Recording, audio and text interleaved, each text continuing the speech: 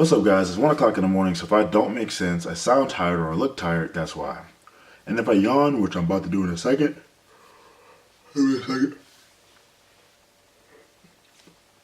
sorry. I just wanted to describe my trip to Vegas and to Vegas passing through Colorado to get to Vegas, if that makes sense. For the whole 2016, since the start, I've always been talking about heading to Colorado. Why? Because I think I love everything about the West, like the nature, the natural settings, mountains, creeks, rivers, just everything about like the animals. I just love animals. I love everything about nature, mountains. I've always wanted to go to the West to see that. Plus, towards the West, they have a few states that have legalized marijuana. It would have been easy for me just to buy a plane ticket and fly over Colorado, but I want to make a road trip out of it, a trip out of it, an experience. It was weird. This girl hit us up that my friend has not talked to in a year, and asked us when we were coming to Colorado, when he was coming to Colorado, before he even came. So that gave us a place to stay. Otherwise, we were going to stay at like a hotel. I leave my keys out on the table, and the next morning they're gone. So who the fuck would steal keys and not the car? Who knows? A couple of people said they think I lost it or whatever, and I was drunk or whatever. But I honestly think that someone stole it. And I think this person that stole it may have been the woman that was hosting us because she didn't want us to leave, or my friend to leave, I should say. Okay, what are we gonna do now? So she advises us to go to the Ford dealership and get my key remade. Well, I have a Ford Fusion 2016 with electronic key, right? So it's like customized to the car or some shit like that. So you have to get a program for that specific vehicle. You can't just go and buy a key off of a damn, the shelf where you can just pull it off. This is not 1970s no more. I call a tow truck, picks it up, it takes it to the Ford dealership. We head to the Ford dealership a few hours later after a workout. We get there, we're thinking everything's gonna be sweet and easy. It was closed. So now we had to find a hotel to stay at. We tracked down a few hotels, they were all booked. And finally, the last hotel, at like midnight, we finally get a hotel room. I book it for us. We stay there, we wake up, and immediately at 8 o'clock, we go back to the Ford dealership to get the key remade. So we're thinking this is going to be an easy process so we can get the fuck on to Vegas. It wasn't an easy process. So we get there and they tell us that the key has to be programmed and it costs like $500 to make. How the fuck does a key cost $500 to make? Not only do you have to buy one key that costs $250 to make, the car needs 2 keys to program. I have to buy 2 keys now. 2 keys that cost $250 each. I don't have that money to buy it. I didn't bring that money to spend $500 on my keys. Whatever. They tell us it can take up to a day to make the keys. So we're just hoping that it doesn't take a day. We sit in that Ford dealership for 6.5 hours. We basically should have been working in that bitch getting paid. So the keys eventually got made after trial and error, and we were off. And I also had to get an oil change. Go figure. So I spent like $500 something, almost $600 for fucking keys and an oil change, which was depressing as fuck.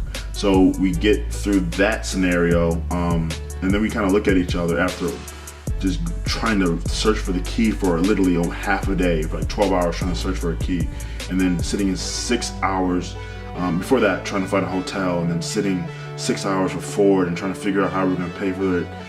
A lot went on. We were stressed, we were tired, we got annoyed with each other, and we didn't know if we really wanted to continue on to Vegas. We honestly were going to stay in Colorado and just go back to the dispensary and go back to the mountains, which we had a great time doing. But it was a very, very difficult decision, and an impulse decision, and a decision facing fear, a fight or flight type of decision.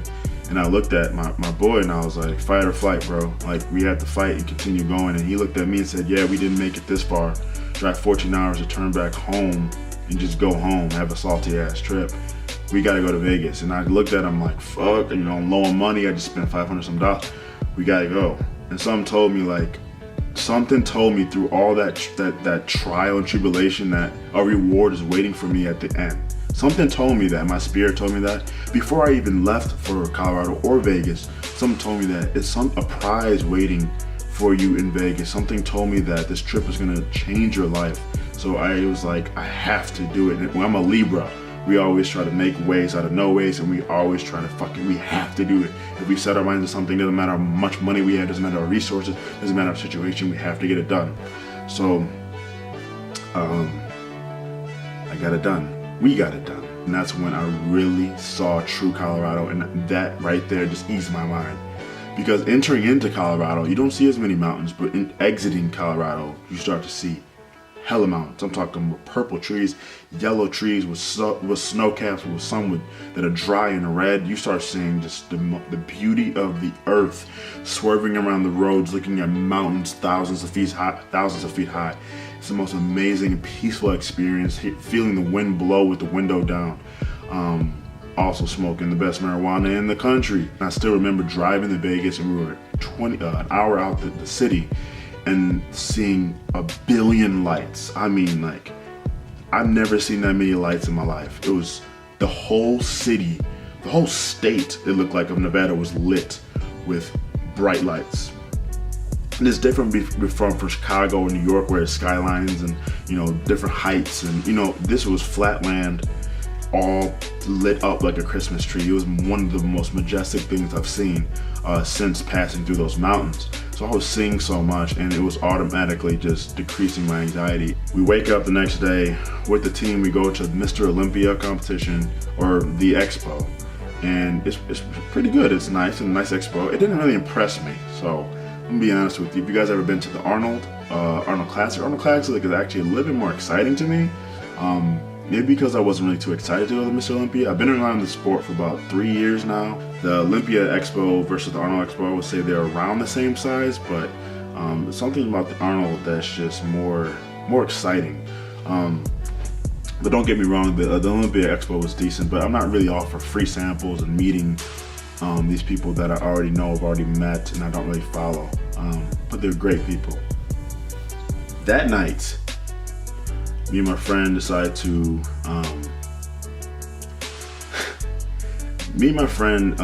go out. So, you know, the team, I think, was going to like a country club pool. We wanted to step it up a notch and go to the MGM Grand. And my friend has connections. If I didn't bring him, I don't know what I've done.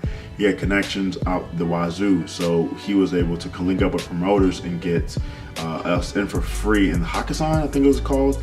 Before that, I was able to film Larry Wills, Steve Johnson, and Stan Efferding 3 weeks, 4 weeks prior, 5 weeks, 6 weeks prior, 8 weeks prior to this trip. I mean, I would watch Larry Williams all the time because that boy excites me. The kid excites me. He's like 21 years old, pulling 800 pounds off the ground, benching over 500, squatting almost damn near 800 pounds.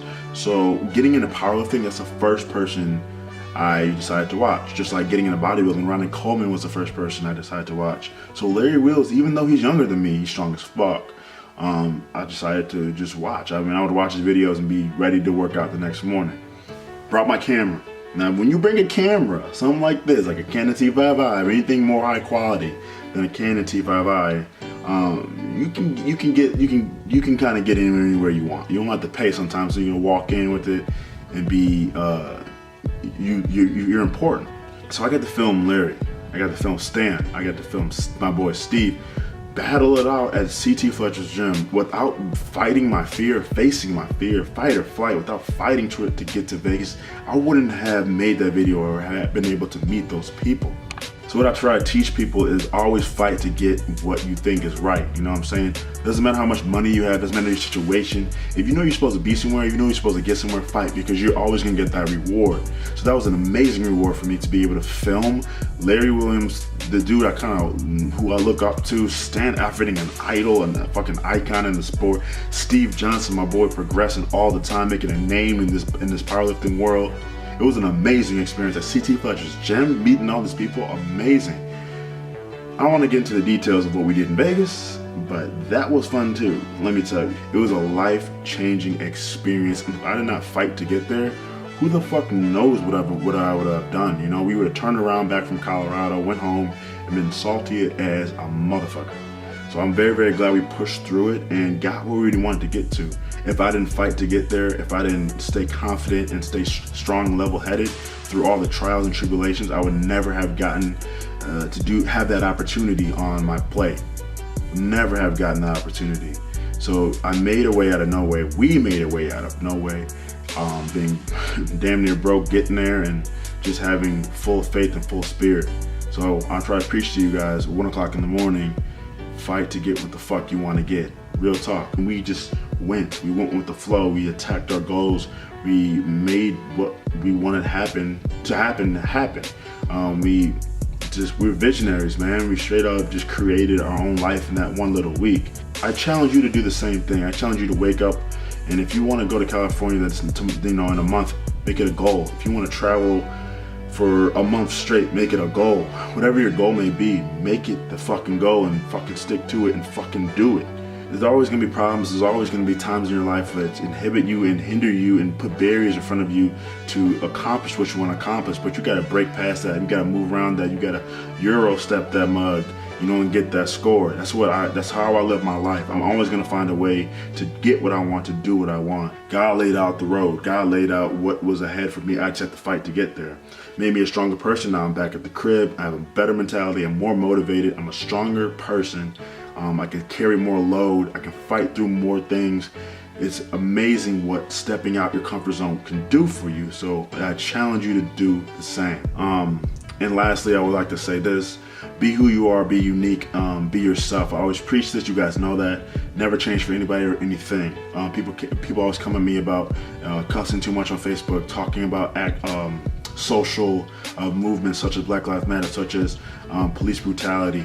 People come at me talking about I shouldn't put marijuana on my posts, I shouldn't share this, I shouldn't share that. Well, guess what? I'm never changing for nobody, and I'm gonna share what the fuck I want to share. And like I said, I challenge you to not only to make goals, but I challenge you to be yourself. I challenge you to not to change for anybody, to defy the status quo. Speak volume, speak loudly, be creative, do what you want to do, make a statement on this earth. We're all created and designed uniquely. So why would I want to be normal? Why would I want to be what people want me to be? I'm designed in a different way. I'm going to be who I am designed to be.